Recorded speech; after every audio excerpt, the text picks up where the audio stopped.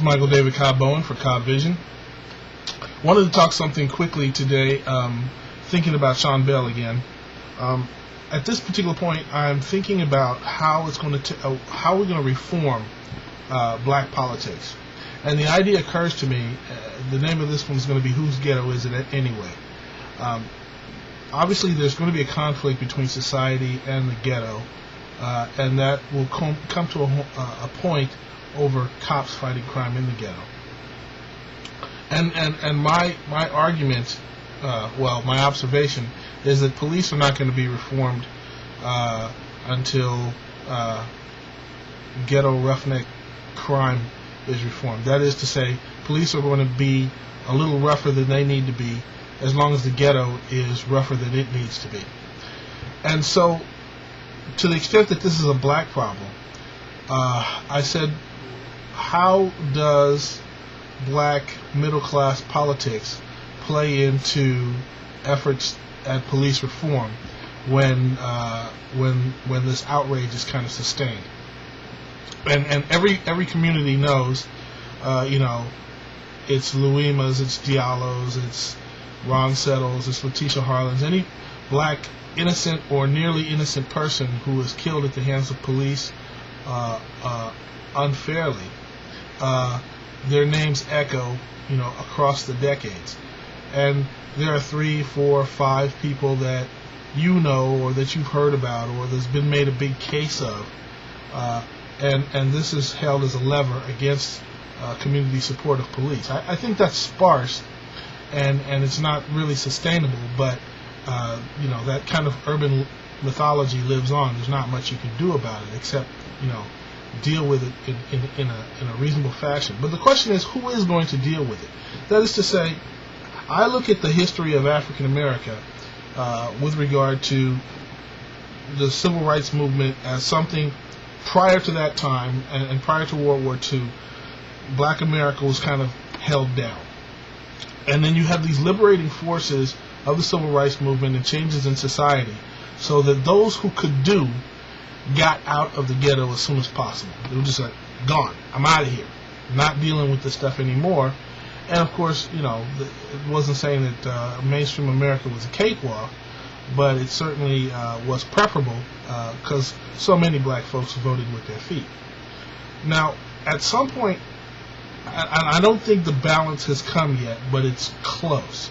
I think we're getting to a point where perhaps there's some equilibrium when all the people who are still living in the ghetto in the hood are basically going to stay there. That is not, well, let's just say for the sake of argument, because I still think there's plenty of mobility, and there's still folks who are the first in their family to go to college and first in their family to become an officer in the armed forces, and there are all kinds of routes out of poverty into the broad American middle class. But as a political class, is there going to emerge like a permanent ghetto political class? People like to think that all black politics is ghetto-centric, but it's really not. But because there are a lot of middle-class folks who are close to the ghetto who are still working that angle. But as black America disambiguates, as we get away from the monolithic politics and perceptions, there will be largely, I think, class determined, and perhaps to the extent that geography determines class, there will be black ghetto politics, there will be a black middle class politics, there will be a black upper class politics, and they'll be distinct, and they will draw on the lessons of history in different ways. So the question is, because there's not unanimity of opinion within African American politics on what to do, other than the simple Christian charity and sympathy one feels for somebody whose life is taken in a violent way.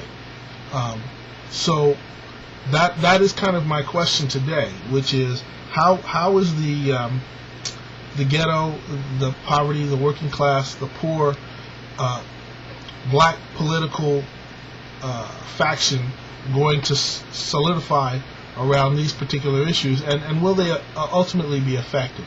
there's going to be some generational changes. The civil rights grandfathers are going to be dying out, within the next decade or so. And the question is whether the new jacks are going to be able to handle their business. Are they going to handle it in a different way? And is there some possible renaissance available for the advocates of the ghetto? And to the extent that the ghetto remains black, how is it going to work its thing, especially with Latinos here on the West Coast? So that's kind of my question of the day, which is how will the ghetto advocacy be maintained, and can they be effective? This is Michael David Cobb Bowen for Cobb Vision. No answers today, just questions.